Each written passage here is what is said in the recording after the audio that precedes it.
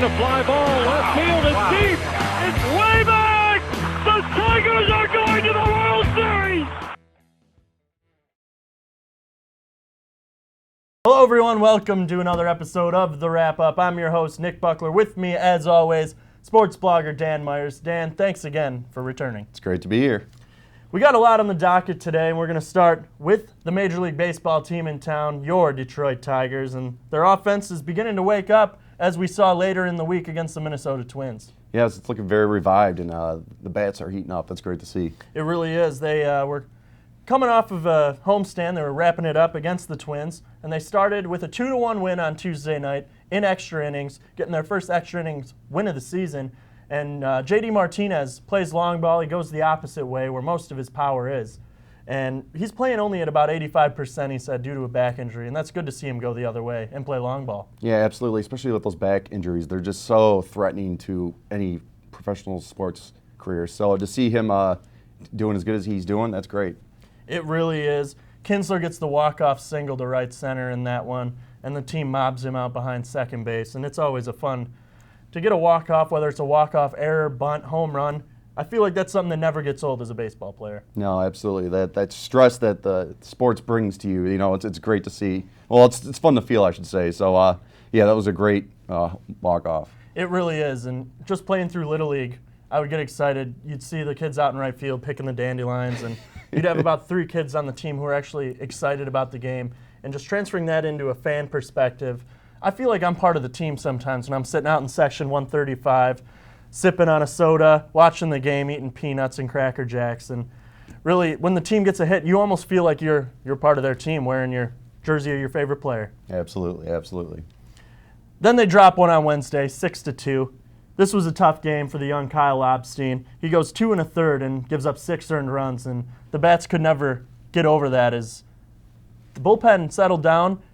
Angel Nesbitt pitched great in that game, as did Alex Wilson. But 6 earned runs early was too much to overcome, and they only get 2 later in the 6th inning, drop it 6-2. Yeah, there's still some fight in them, being down so much. But, you go down that early in the game, that's pretty bad. And, the pitching just never really heated up, and Joe Mauer really had their number also.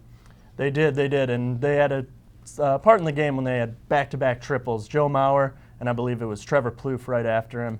And Mauer's came with the bases loaded.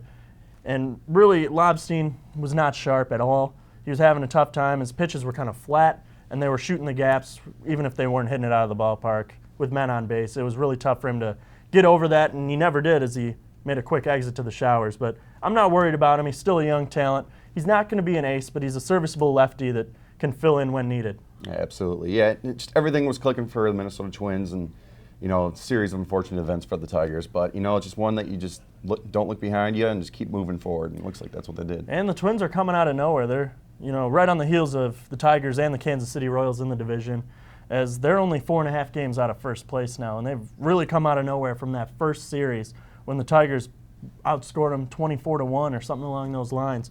It was the Twins. That's something good for their fans. Torrey Hunter ending his career where it started, and I'm sure he wasn't so happy at the beginning of the season, but right now he's got those guys playing really well. Yeah, yes he does. And that's got to be nice for him going out like how he is right now. You always have to watch out for the Minnesota Twins. Like you said, they weren't doing too good at the beginning of the season, but it always seems like they're in a rearview mirror at the end of the season every year. They really are. They used to give us fits in the late 2000s when we started our American League Central winning streak, that is, and the Twins, they'd always be in last place or around there, but they'd always give the Tigers fits at the end of the season when they were trying to wrap up a division crown. Yep, yeah, exactly. And we can't forget about Game 163 a couple years back, which is just a little bit heartbreaking. At the Metrodome, it really was. You have Ryan Rayburn missing a fly ball, Carlos Guillen along the same lines. It was really heartbreaking. I believe we had a guy thrown out at the plate in extra innings of that game. I'll never forget that one. Something the Twins are going to want to forget was the Thursday game, a 13-1 shellacking at the hands of your Detroit Tigers. Miguel Cabrera plays long ball twice, 2 home runs. He hits .397 and .398 in that game. Castellanos and Brian Holiday in his season debut, that is. And they both go long and win 13-1. Yep, absolutely. That was a huge win. Really uplifted the clubhouse, I felt like. And who knows what was said in the locker room between those two games and the loss and the win. But it seems like everything was clicking, and they just found that perfect stride, and everything was working. You know, the bats were on fire, and it just looked great. It really seemed like everything was clicking, and a guy who really needs to start clicking for the team to get better down the stretch is Anibal Sanchez, and he did so in that game Thursday. Yeah, absolutely. It seems like he's really turning something around with that performance. We've seen him at greatness this year, but his ERA is still up over 5. He needs to start piecing these outings, good outings, together, 3, 4, 5 in a row. Yeah, absolutely. Yeah, if you can get more consistency like that, it'd be stronger. He can bring a lot more to the table. Tigers hit the road to St. Louis, the gateway to the West, play the Cardinals, who are in first place over in that National League Central. And they win the first game 10-4 behind who else? Miguel Cabrera hits his 399th home run. J.D. Martinez plays long ball on a towering fly ball that hugs the foul pole. And Yoenis Cespedes plays long ball as well, and they win that one 10-4. Yep. Yeah, and it's unfortunate with Shane Greed with the incident there, but hopefully he'll be all right after that injury. Yeah, he really got some good news though from his MRI. Nothing of permanent nerve damage or anything like that. So hopefully he might miss a start or two, but he should be good for the rest of the season. Yeah, absolutely. Let's hope so. Let's do so. Let's go ahead to Saturday. 4-3 win for the Tigers in 10 innings. Jose Iglesias hits a game-winning single in the 10th inning when Blaine Hardy comes in and really pitches good in that 10th inning for the Tigers, or in the 9th inning rather, for the Tigers. Yep, absolutely. And Price looked amazing. He was 9 and 6, or struck out 9 in 6 2/3 innings. I can't even get that right. Sorry. It is a mouthful sometimes when you're dealing with greatness such as the Tigers. Absolutely. There's so many stats to throw. It's tough to get it correct, but a guy who got it correct was David Price. Yeah. He's really righted the ship. And after the rain delay in the first, when he only threw 3 pitches, an hour and 26 minutes later, they were unsure if he was going to come back. He came back, and after a pair of long balls in the first 2 innings, he settled down nicely, and the team got the win, although he didn't in the stat sheet. They got the win, and that's all that matters. Yeah, and that's important because some of those past performances he had, it wasn't looking too good, but after a game like that, it's nice to see it didn't get in his head. It really didn't. A big thing that happened in that game, a milestone. Miguel Cabrera hits his 400th career home run in the first inning in the pouring down rain, and he passes Andres Galarraga for most all-time from a Venezuelan-born player. Guys on the list, Victor Martinez from the Tigers, Magglio Ordonez, and obviously Andres Galarraga, who he passed by hitting number 400 to straightaway center field. Yeah, that was incredible too. It was a scene right there with all that rain coming down. The guys in the dugout just cheering him on as it left the park. That was an incredible scene to see. So congratulations to Miggy. I don't know if you saw later, Anthony Goes ran out to center field with an autographed baseball from Miguel Cabrera and flung it up to the guy who got the baseball, and they traded happily. So Miguel was able to obtain his 400th home run ball. Yeah, that was really cool. He didn't have the trouble of like A-Rod did getting his ball. So it was kind of nice to see that Miggy was able to keep the ball. So it really was a good sight to see there all around. Tigers get the win, and it's 3 in a row, and they had a chance to sweep on Sunday Night Baseball on ESPN, but they don't. They lose it 2-1. The offense really struggled in that game. Lance Lynn pitched great for St. Louis, but Alfredo Simon did not pitch bad for the Tigers. He just didn't get any help offensively. Yeah, unfortunately, just nothing was clicking, and it's unfortunate to see, especially with Cabrera being so hot as he was, and it just nothing could go right for them. Yeah, he stayed hot in the game on Sunday. He had an RBI double in the first inning to give the Tigers a 1-0 lead. Although it wouldn't hold, they drop it 2-1. Yep. Yeah, that was an important early hit that he had. But the nice thing about Miggy is he can make something out of so many different types of pitches, and you really got to admire that. And that's exciting to see for this Tiger team. And watching him over the past few years, you can see him change his approach at the plate with the leg kick, and then he just doesn't. He just picks his heel up off the ground in the batter's box, drives the ball the other way with some of the best authority I've seen from anyone. And he can pull the ball, hit it up the middle. He just spreads the wealth all over the field. Yeah, and he's got that great swagger, for lack of a better term, but he just seems so confident when he steps up to the plate. Even if he's down a few pitches or whatnot, it still looks incredible. He looks super confident in himself, and that's great to see. And he enjoys playing the game he loves. You can tell. He has fun with the fans, with players on other teams, his own players, his manager. I don't know if you saw the game on Saturday. He turned a double play. It was a fly ball, foul territory over by the stands, and then he gunned the guy out at third after making the catch. And he almost looked like he was kind of crap talking the other team, if you will, or the fans of the other team, and having fun with them. No, he wasn't degrading anyone. As the fans were laughing, he was laughing, and he's doing it on the on-deck circle, and really he's doing it everywhere he goes. For being paid as much money as he is, most guys are sort of stuck up, if you will, but Miguel Cabrera is a guy who, he's a kid at heart, and he loves doing what he does. Absolutely, you said it best. He loves doing what he does, and he seems humble about it. I think and the more important thing is he's respected by even other teams' fans, which you don't get too often, especially with a big name. But you know, he just loves to have fun. It's hilarious to watch him interact with other players, whether he's on, you know, at the plate or he's at first chatting it up. It's very fun to see. I would like to reference when you say he's respected by the other fans. When Kansas City 2 years ago at the end of the year, Jim Leyland pulls him out of the game after he clinched the Triple Crown, first time since 1967 when Yaz did it for the Boston Red Sox.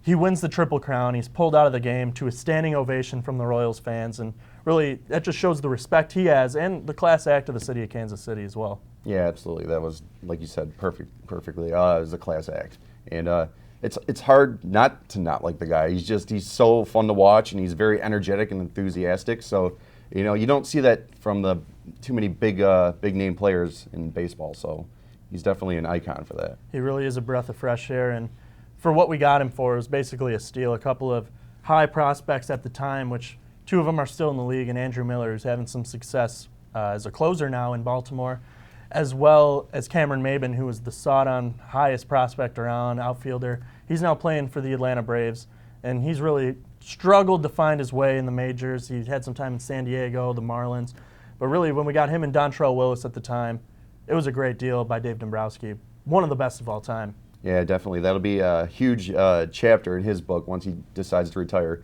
But one of the biggest, most notable pickups that Dave Dombrowski ever contributed to the team. It really was. Another guy who's been hot is J.D. Martinez for the Tigers. He's playing with a back injury, as we said earlier. 85%, he said at the beginning of the week he was playing at 85%, and he's hitting the ball out of the ballpark, although he hit into a couple double plays that cost us at some crucial times in the games against St. Louis. But really, he's a guy you need to start hitting if your team's going to make a run for a World Series or at least an American League Central title for the 6th straight year. Yeah, definitely. You need all bats on deck when you're getting down to that race at the end of the season. So hopefully you can rehab that back and just make it better. Don't do too much that'll strain it. Those things are always risky. So if you can get that back to even 90%, that would be great. It really would be great. Another guy who's been battling injury is Victor Martinez. He sat out pretty much the entire series against St. Louis until a pinch hit roll in which he popped out to foul territory on Sunday night. But he's a guy you got to get right. I don't think he should be playing right now, as even when he hits a ball deep, he's only getting a base hit out of it because he can't even walk, let alone run. He's a guy who I feel like he's hurting the team being in the lineup. He's not hitting. He's a great bat to have, but you got to get him healthy, and I think a DL stint wouldn't be the worst thing right now for him. No, absolutely not. He, like you said, he's hurting the team and he's hurting himself, and we're going to need him down the line. And if we can just, absolutely put him in the DL, get him healthy, what's the rush? It's still early. Take him out now, let him heal up, and maybe hopefully at the end of the season or midway through the season we can get him back in the rotation. And maybe DH Nick Castellanos and possibly throw Andrew Romine at third. He's been having a good year. Mm-hmm. Absolutely. Yep. He really has. But Anibal Sanchez, is he back? That's the question. He needs to start stringing quality starts together, something he hasn't done. He's had some flashes of brilliance, but he's also had some flashes of brutal darkness this season. Yeah, unfortunately, it's like he's battling it. It's like a yin and yang theory every time he's up at the plate. So he's either looking really good or, like you said, he's struggling.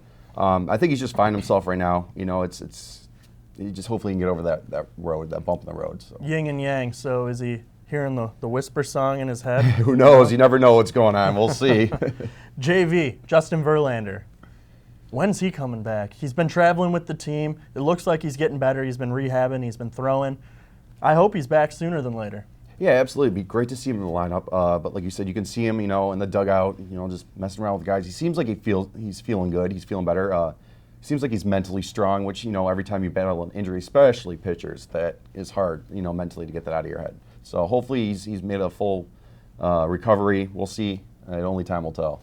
Really, that's all you can do is just wait and hope that he gets right. And I hope he has a good season this year. Even if he starts to come back in June, if he can get you 10 wins, that'll be good for a half a season. And I think he's a guy who's capable of doing so, as we've seen him so good in the years past. I think he's due to have a great season. Yeah, absolutely. Overdue. It seems like it was a little more frustrating last season. Granted, he was hurt, but what can you do? Hopefully he shows up when we need him. We're gonna change gears a little bit now. Mike Babcock, the highest talked about sports thing in Detroit right now, as he's the #1 free agent in the NHL, and he's a head coach, and hopefully he's still our head coach. Mike Babcock, there's 5 teams in the race for him. Hopefully by the end of the week we'll have a decision on, he'll be reintroduced as continuing his greatness and his legacy here in Detroit. But the 5 teams in the race right now are the Buffalo Sabres, Toronto Maple Leafs, the Detroit Red Wings, and then the 2 newest ones who just joined the race this weekend were the San Jose Sharks and St. Louis Blues, who have appeared to move on with Ken Hitchcock after another early round exit in the postseason. Edmonton, they bailed out. Philly, they've bailed out now. They signed this morning Hackstall from North Dakota in the CCHA, which is not the CCHA anymore, but college hockey. Mm-hmm. And Edmonton looks like they're going to sign Todd McClellan, former Babcock assistant coach in Detroit, and a very good head coach in San Jose, and they've moved on after they missed the playoffs this year. What's your take on all that? I don't think San Jose really wants to look at Babcock.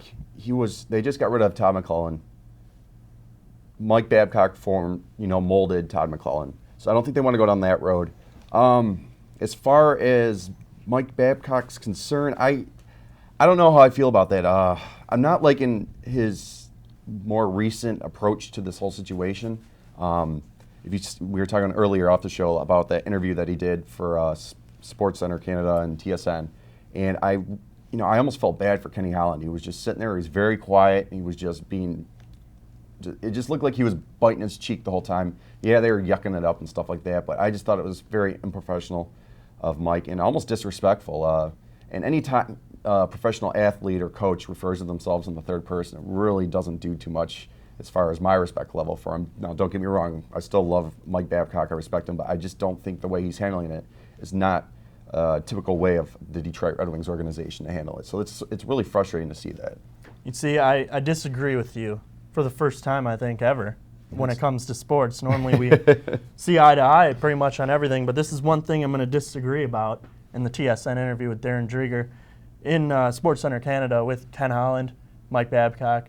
The fact that they went to Prague together for the World Championships, they were looking at young prospects in the organization, such as Dylan Larkin playing for Team USA, as well as looking at their Canadian team that they have built together, if you will, with the help of Steve Yzerman. But he did refer to himself in the third person, but at the same time, he was referring to the Detroit Red Wings a lot, and he did not refer to any other team. They yucked it up a lot, like you said. They were having a great time. They went to Grand Rapids Griffins games together. He's still under contract. Kenny Holland is presenting all of his options out there, saying there is no better job out there for you. And I don't know if you saw, right before the TSN interview, Don Cherry came out with a statement to Mike Babcock and said, don't make the same mistake I did. Don Cherry left the Boston Bruins to go coach the Colorado Avalanche for one season, or wherever it was, Colorado. Mm-hmm. It might have been the Rockies at the time. But he said he made a big mistake and that the grass is not greener on the other side. And he wants to have a Mike Babcock legacy in Detroit, and he's already well on his way. The only team that's made the playoffs all 10 years after the salary cap era began, and 24 straight seasons overall, the longest active streak of any team in major sports. And Mike Babcock's a huge part of it in the last 2 seasons, at least, battling through injuries with the team, seeing the young talent come up, the Tatars, the Nyquist, the Shayans, the Yurkos, the who else, Danny DeKaiser, anyone really. The Grand Rapids Griffins program keeps spitting out this talent, and it's really good to see. And Babcock helps in the player development. Obviously, so does Jeff Blashill down in Grand Rapids, but he would be the next guy in, I would assume, if Babcock decides to go to Toronto or to Buffalo or wherever. Blash might be the guy. Yeah, and I'm excited to see. I'd love to see Mike stay, but Lashill's just he's had so many encounters with pretty much the whole Detroit Red Wings team, aside from some of the veterans, but. It'd be interesting to see, devil's advocate, we could play that, how it would go with Jeff Blashill. But, I'd still love to see Mike stay. you think Mike's going in one direction, and he veers off to the side of the road in another. So it's really hard to read, but I don't know. We'll see how that goes. He's meeting with Kenny Holland Monday before he makes his decision. They just got back from Prague last night, Sunday night. He said Wednesday he'll have a decision. And in my mind, he's already made up his decision. Or let me rephrase that. He said his wife is going to make the decision. Wife is the boss, he said. If you guys think Kenny Holland's the boss, you're wrong, because his wife is the boss. That's what he said on Locker Cleanout Day. But a reason I think San Jose is out of it, they've been going ahead interviewing a number of guys. They just lose Todd McClellan as they mutually part ways. But then they have 2 interviews with Peter DeBoer of the New Jersey Devils, called him back for a second interview, and then they also requested permission to interview Danny Bilesma, the longtime coach of the Pittsburgh Penguins. He's coached Crosby, and then he coached the Carolina Hurricanes when they made the Stanley Cup Final against the Wings back in 2002. Mm-hmm. I think they're out of it. I really don't think Buffalo has a reasonable chance either, other than Jack Eichel. Yeah. Other than that, what did the Buffalo Sabres bring to the table? I know Mike Babcock has been to the facilities with their owners, as it's been reported from employees there. He said he liked to see what other teams brought to the table, and he said that has helped him along his journey, because I think the Red Wings do it the right way with Mr. and Mrs. Ilitch, Kenny Holland, anyone else there. I think they have the best way of presenting a winning franchise, and Mike Babcock loves to win, as he stated, as everyone stated, and you'd be crazy to not want to win. If you like the game and don't want to win, you shouldn't be coaching anything, really, not even a fantasy team. Really, exactly. And like you said with the Ilitches, they take care of their own. Look at Scotty, look at Leland, look at, Brad Ausmus, still new, but, once I feel you're in with the Ilitch family, they take care of you. And they make it sound clear that, they want to take care of Mike if he wants to stay, Mr. Babcock. So, like you said, I think it'd be foolish for him to go elsewhere, especially with his legacy, like you were mentioning Don Cherry saying, the grass isn't greener on the other side. And I think you and I mutually agree that that's pretty true, and it would just damage him more if he were to do anything other. I'm going to cross a couple teams off my notes here. Buffalo, see you later. San Jose, goodbye. And a reason I'm going to cross off the Toronto Maple Leafs with a little squiggly, because that's how confident I am he's not going to Toronto. They brought in Sheldon Keefe from the OHL to talk. They're scrambling right now, because if Mike Babcock's not there, they have nothing. They have been in demise over the last couple seasons. They start so good. Randy Carlisle's a great coach that they had over the last couple seasons. They fired him this year, mid-season. And with guys like Kessel and Van Riemsdyk and Dion Phaneuf, Nazem Kadri, that's just, they have the talent, but they don't have the chemistry, and that's something the Red Wings have. No matter, they could trot you and me out there for warm-up with Danny Cleary. That would be a great line. Oh, yeah. Not know each other, but learning the Red Wings way, we'd have chemistry, and that's just how it is. But a team that really intrigues me that's in the race, though, with Mike Babcock real quick, is the St. Louis Blues. Great talent, Vladdy Tarasenko, David Backes, TJ Oshie. Their defense is stacked with Shattenkirk, Pietrangelo, Leopold. The list goes on. They have great goaltending in Brian Elliott, Yaroslav Halak, great ownership. That could be a scary one. They just jumped into the race late after getting rid of Kenny Hitchcock.